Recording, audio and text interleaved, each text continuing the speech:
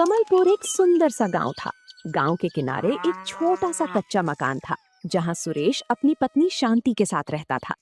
सुरेश की थोड़ी सी जमीन थी, जिस पर वो दिन रात पसीना बहाता था। लेकिन किस्मत का खेल देखिए, साल दर साल मौसम की मार और कर्ज के बोझ ने उसे कभी उभरने नहीं दिया। सुरेश के हाथों में एक अजब का हुनर था। वो जब भी तवे पर चिकन बनाता तो उसकी खुशबू पूरे मोहल्ले में फैल जाती।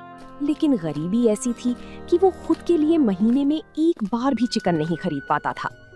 जी, आज फिर साहूकार का आदमी आया था। कह रहा था कि अगर इस महीने ब्याज नहीं चुकाया तो हमारा खेत हाथ से निकल जाएगा। आप दिन भर धूप में जलते हैं, फिर भी सूखी रोटी नसीब हो रही है। शांति, घबराओ मत। खेत की फसल इस बार अच्छी लग रही है, बस थोड़ा सब्र रखो। मैं सोच रहा हूँ कि शाम को गांव के बाहर जो मंडी लगती है, वहाँ कुछ मजदूरी ढूंढ लूं। मजदूरी कब तक करेंगे? आपके हाथ का स्वाद चखने वाले कहते हैं कि आप जैसा तवा चिकन कोई नहीं बना सकता। आप अपना छोटा सा काम क्यों नहीं शुरू करते? काम शुरू करने के लिए पैसा चाहिए शांति, और हमारे पास तो कल के राशन खरीदने के पैसे भी नहीं है। अगले दिन सुबह वो मंडी की तरफ निकला, जहां उसकी मुलाकात अपने पुराने दोस्त दीपक से हुई। दीपक एक बड़े बंगले में माली का काम करता था। अरे सुरेश भाई, तुम यहाँ? सुना है तुम्हारे खेत की हालत ठीक नहीं है। हाँ भाई, किस्मत साथ नहीं दे रही। कोई काम हो तो बताना। काम तो एक है, मेरे मालिक कुंवर साहब के घर कल रात एक बड़ी दावत है और उनका रसोइया बीमार पड़ गया है। अगर तुम कल वहाँ खाना बना सको तो अच्छी कमाई हो जाएगी। सुना है तुम तवा चिकन बहुत लाजवाब बनाते हो। क्या सच में? भाई मैं जरूर आऊंगा, बस तुम मालिक से बात पक्की कर लो। अगले दिन सुरेश सज धज कर कुंवर साहब की हवेली पहुंचा। वहां का तामझाम देखकर वो थोड़ा घबरा गया। बड़े बड़े चूल्हे, महंगे बर्तन और मसालों की ढेर सारी वैरायटी। कुंवर साहब एक सख्त मिजाज के आदमी थे, जिन्हें खाने का बहुत शौक था। उन्होंने सुरेश को ऊपर से नीचे तक देखा। तो तुम हो सुरेश? दीपक कह रहा था कि तुम मिट्टी से सोना बना देते हो। देखो भाई, मेरे मेहमान शहर से आ रहे हैं। अगर खाना खराब हुआ तो पैसे तो भूल जाओ, बेइज्जती अलग से होगी। मालिक, आप बस मुझे मौका दें, मैं अपनी पूरी जान लगा दूंगा। बस मुझे एक बड़ा लोहे का तवा और ताजे मसाले चाहिए। ठीक है, किचन तुम्हारा है। शाम के 7 बजे तक खाना मेज पर होना चाहिए। सुरेश ने काम शुरू किया। उसने सबसे पहले साबुत मसालों को सिलबट्टे पर पीसा। जब उसने लोहे के बड़े तवे पर मक्खन और मसालों के साथ चिकन को भूनना शुरू किया, तो उसकी छन छन की आवाज हवेली के आंगन तक गूंजने लगी। धीरे धीरे चिकन ने अपना रंग बदलना शुरू किया और मसालों की ऐसी सोंधी खुशबू उठी कि पहरेदारों के मुंह में भी पानी आ गया। शाम को जब मेहमान आए तो टेबल पर तरह तरह के पकवान थे, लेकिन सबकी नजर उस गर्मा गर्म तवा चिकन पर थी। कुंवर साहब ने पहला निवाला लिया तो उनकी आंखों में चमक आ गई। वाह कुंवर साहब, ये चिकन कहाँ से मंगवाया? ऐसा स्वाद तो शहर के बड़े से बड़े होटल में भी नहीं मिलता। ये हमारे गांव के सुरेश का कमाल है। सुरेश, जरा इधर आओ। जी मालिक, कोई कमी रह गई क्या? कमी? भाई, तुमने तो मेरा दिल जीत लिया। ये लो अपनी मेहनत के 5,000 रुपए और इनाम के तौर पर ये चांदी का सिक्का। तुम्हारी जगह खेत में नहीं, चूल्हे के पास है। सुरेश की आंखों में आंसू आ गए। उसने कभी एक साथ इतने पैसे नहीं देखे थे। वो भागता हुआ घर पहुंचा और शांति को सारे पैसे थमा दिए। शांति की आंखों में भी खुशी की चमक थी, जिसके बाद उसने सोचा कि वो उन पैसों से एक छोटा सा ठेला खरीदेगा। लेकिन जब वो बाजार पहुंचा तो पता चला कि लोहे और लकड़ी के दाम आसमान छू रहे थे। उसके पास इतने पैसे नहीं थे कि वो एक नया या अच्छा पुराना ठेला भी खरीद सके। वो मायूस होकर घर लौटा, लेकिन शांति ने हार नहीं मानी थी और उसने सुरेश का हौसला बढ़ाते हुए कहा, जी, उदास क्यों होते हैं? ठेला नहीं है तो क्या हुआ? हमारे घर के बाहर जो पुरानी नीम की छांव है, वहीं एक मिट्टी का चूल्हा बनाते हैं। लोग स्वाद के लिए आते हैं, सजे धजे ठेले के लिए नहीं। लेकिन शांति, सड़क किनारे खुले में कौन खाएगा? और मेरे पास तो इतने बड़े बर्तन भी नहीं है कि ज्यादा लोगों के लिए बना सकूं। हमारे पास वो पुराना लोहे का बड़ा तवा तो है ना, जिस पर मेरी माँ रोटियां बनाती थी। वो बहुत भारी और मजबूत है। आप उसी पर तवा चिकन बनाना शुरू कीजिए और उसे परोसने के लिए हम पत्तलों का इस्तेमाल करेंगे। अगले दिन सुरेश ने नीम के पेड़ के नीचे एक साफ सुथरा चबूतरा बनाया।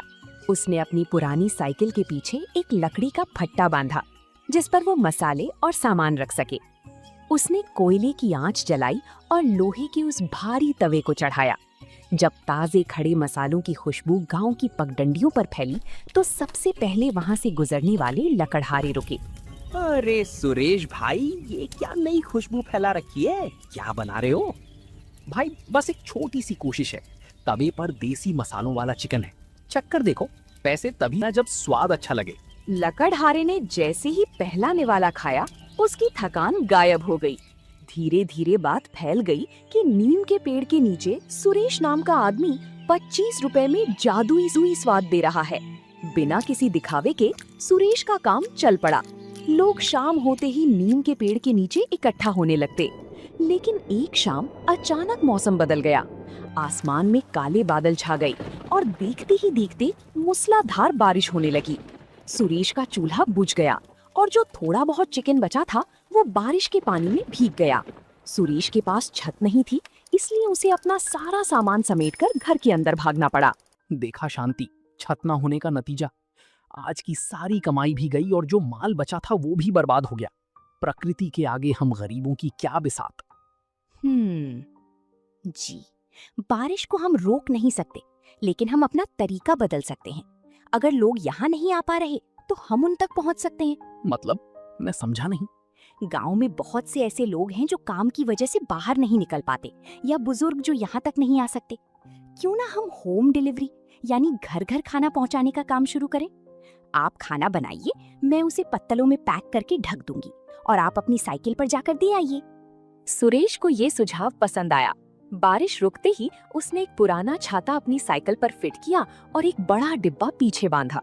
उसने गांव के मुख्य स्थानों पर छोटे छोटे कागज के पर्चे चिपकवा दिए कि अब सुरेश का तवा चिकन एक आवाज पर आपके द्वार पहुंचेगा।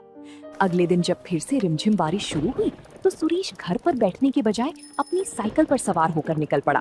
जो लोग बारिश की वजह से बाहर नहीं निकल पा रहे थे, उन्हें जब घर बैठी गर्मा गर्म धुएं वाला तवा चिकन मिला तो सुरेश की वाहवाही पूरी गांव में होने लगी। अब उसे दुकान की छत की चिंता नहीं थी, क्योंकि पूरा गांव ही उसकी दुकान बन गया था।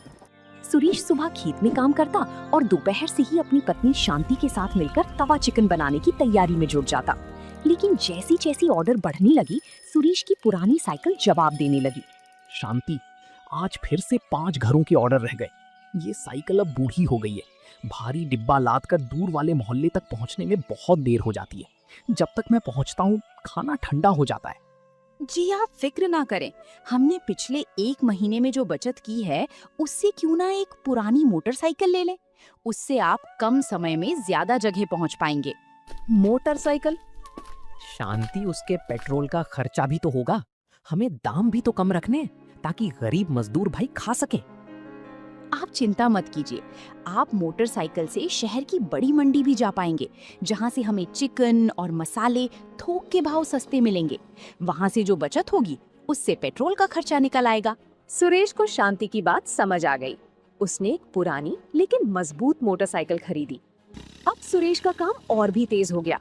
वो अब न सिर्फ कमलपुर बल्कि आसपास के 2 और गांवों में भी खाना पहुंचाने लगा।